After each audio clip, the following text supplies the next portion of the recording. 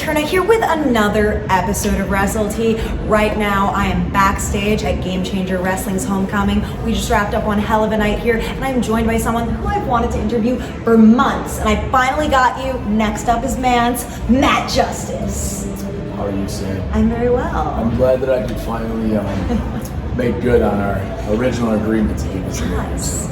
You won me over with your pitch of questions. I thought you were to be honest. Thank you so much. I wasn't with you at all, and I never that. curse. I'm wholesome, so I wasn't with you. Second gear episode, you never know what you're going to get. You've been wrestling for quite some time. You've been all over the country, wrestled in different companies, most recently in AEW. One of your staples is also here at Game Changer Wrestling. What would you make of the last, if you had to sum up in a couple of sentences, the last 10 plus years of your career? It's weird to think that like in 2011 I signed to WWE and then it's 10 years later and I'm like, of all the times I ever could just hung it up or quit or, you know, there's a long hard road. No one's promised anything, and I literally 10 years, like almost to the day, and I get an opportunity to wrestle in AEW. And I mean, aside from that, I've been fortunate enough to be with GCW, which is like I've been with them since 2019, and I mean that's like the new chapter I would say that I'm currently on writing. But I mean that's like, to me, I love wrestling. The reason I like wrestling is just ECW. Like, I preach it to the moon, and it's not imitation. It's like, that was your jam. That's what you grew up with. That's what really resonated with you as far as wrestling goes. It made you want to do it in the future. Exactly. That's the thing that made me go from being a little kid, like Macho Man, Randy Savage, or Sting. Wrestling makes you really to being like Rob Van Dam, Savage, man. And that is what I want to bring. Like, that's such a long forgotten. Even people I wrestle with are too young to really know what it was. They didn't live during it. They didn't watch it on syndicated TV when they were, you know, 2 a.m. Like experiencing it live as it's happening, and that momentum of that shift in wrestling because of ECW. And like to find the alternative niche of like not just I watched Nitro or WWF Raw. Like I sat up until 2 a.m. when my parents thought I was sleeping and found it on some random, you know, weird channel. Yeah. 2 a.m. and then went down that like. That's like, I don't know, I found out about Metallica and Black Sabbath and ECW and then the whole world went, hey, what's this? You know what I mean? And that's just like the ride of trying to bring back to like, I want to be that next generation. That's what GCW is. So when you were growing up, did you ever think that, I guess, those times with your dad experiencing this sports-like environment in many different disciplines within sports would like set you up at all for being a wrestler? Is this something you were thinking of as a kid? Like, will I be a wrestler when I grow up, or was this never in the cards? I think it made it a lot easier for me, like if I was just like a shy, like I was shy, you know, an introverted. Well, now I'm like an introverted extrovert, which is, I don't know how that works. I understand. I wear tights around the world in front of people every weekend. It's just strange, but I think that it made it easier to jump like when I'm already going to like football practice or soccer practice or basketball practice, and it's something I've been used to since I was like 2 years old. Like, not even 2 years, and that sounds like I'm a savant. I was a savant for baseball when I was 2 years old. I don't know, when did you start playing T-ball? I don't even know anymore. The world's, you know, a little different now, but I mean, if that wasn't like ingrained in me, I don't think it would be as easy to just be like, finding out about ECW helped me find out like primitive internet, like, oh, there's like local wrestling, and then you start like noticing like at the convenience store, you see like the flyers, like, and you'd be like, oh, like I've recognized that guy on, because the ECW like opened you up to like that world of like, the like, it's like finding out about your first like independent band. It's not like on it's like a banana peel. You gotta like peel multiple pieces. I was saying onion, but they're not like they're not delicious. Use one of those in your matches, maybe though. No, I'm not gonna do that. It doesn't smell like that too. Onion, you'd be like, yeah. I try to smell like hair conditioner, garnier fruit tea, so I want. You definitely do smell like hair conditioner, which I'm shocked by. Yeah, I'm like, wait, how does he smell like this? I've like interviewed people who've done like hardcore death matches with blood, and they don't smell like this afterwards. Like garnier fruit teas too. That's the tea right here on Wrestle Tea. Matt Justice's blood smells, perhaps tastes like Garnier Fruities. There's something out there for everyone. What do you think of the fan base that you've grown over the past 2 years? I know that some people have a love-hate relationship with the fans. Where do you stand with that? I didn't get into wrestling to be a, you know, an Instagram model or whatever, springboard into something. I'm like, this is what I love. And I mean, I appreciate that. Like, the people appreciate that I put my body on that. And it's not like anywhere. It's not just at a place like, oh, GCW's good, like AEW. I mean, any company you're gonna see me at. Like, You put your all into it. that's what second gear is. I mean, it's a crew. It's a bunch of guys that have a similar mentality, but like, it's a mentality of just like second gear. It's a way of life, really. I mean, you're always stuck in second gear. And, I mean, that's not just like we live this. It's not a gimmick. It's not even out in the ring. It's out the ring everywhere. It's my passion. It's what I want to do. It's like sometimes you get down on it. Like, I mean, you can sit in every hotel room, and however much you're surrounded by compliments and the excitement and the energy, like it's the most like isolating. I mean, it's the most like overwhelmingly isolating thing ever, which is very weird to think of all the energy that we had and sometimes we go. So to know that people truly appreciate like the effort, and then obviously like, the physical blood, sweat, and tears, and the loss of mental sanity over like struggle, the grind, you know. So like AC/DC, it's a long way to the top if you want to rock and roll. Like, they're not just like, oh, I did a funny tweet, but like they see it, and then the things that people come and say to you, they see it in your eye. They see that you feel it, you know, that you believe in it. Or if you really get to talk, like peel back the layers. Yeah, and there's a lot of different reasons that I think people are getting into wrestling at various levels right now, right? Particularly at like a TV level, there are ex-athletes and whatnot. So are you of the opinion that you need to love wrestling to do this? Or do you think people can just come in and succeed, at least at an indie level? Let's talk the indies. Do you think that if like athletes started like trickling down, say like the, at some point in time, ex-NXT people who were, you know, athletes, then started wrestling, then got in the indies, like how do you think they'd be received by the fans and also by their peers? Well, I mean, I used to be a WWE developmental when I was FCW, and I mean, obviously as a wrestler, that's what they got signed as. And I was there with models or, you know, athletes, but football players. And I think as me, someone who came from like, you know, I wasn't born on third base, you know, I was like born in the left-hand batter's box, like had to make contact with the ball to even try to get to first base. But I mean, I appreciated the effort because everything I loved when I was 10, I don't love now, and the things I love now, I don't love in, you know, whatever it may be. So you can acquire a new love, you can acquire a new taste, you can acquire a new thing. So I think everyone kind of needs to. What's the modern era? I don't need to get on that, but like people are just so quick to jump on something and tear them apart. But the internet, man. There's the guys that I was there with, and they got released, or they quit, or they were a model or a football player, whatever they may have been. But they don't keep wrestling. They don't go and they don't respect the business, and they don't like respect what some of the guys have to go through, or girls, or whoever it may be. And then there's the ones who are like, I respect that guy.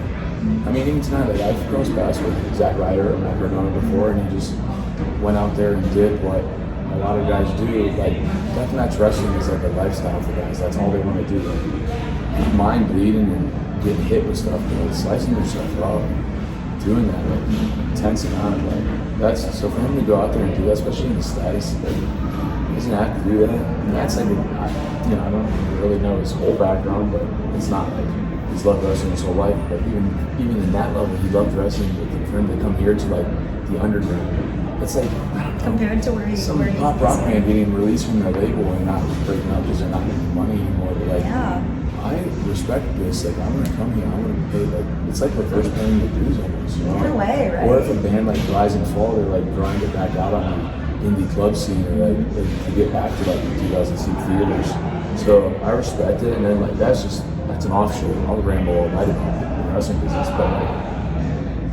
There's the guys that I mean, I was in development with a lot of the guys that are in WWE now, like Roman Reigns. Like the dude's dad, you know, his family is famous, and he played for Georgia Tech or wherever he was from, and like he's a college football guy that like had the family ties. He's working it now, like he's stuck to it. He's man. I loved wrestling. I got signed by WWE, and it turns out that it's not the rose. It's not like rainbows and butterflies. It's like not this. It's not this great trip like you thought it was going to be, and. For some for some people it probably is like the first time they go, and it's great. Like they have some people literally live their life and it's perfect. Because to pay to wrestle full time is a dream for so many people, and it's not easily achievable. But there are people that do so. A lot of people don't even realize how much you struggle to like even get to be a GCW. This is not something. We're living in the time.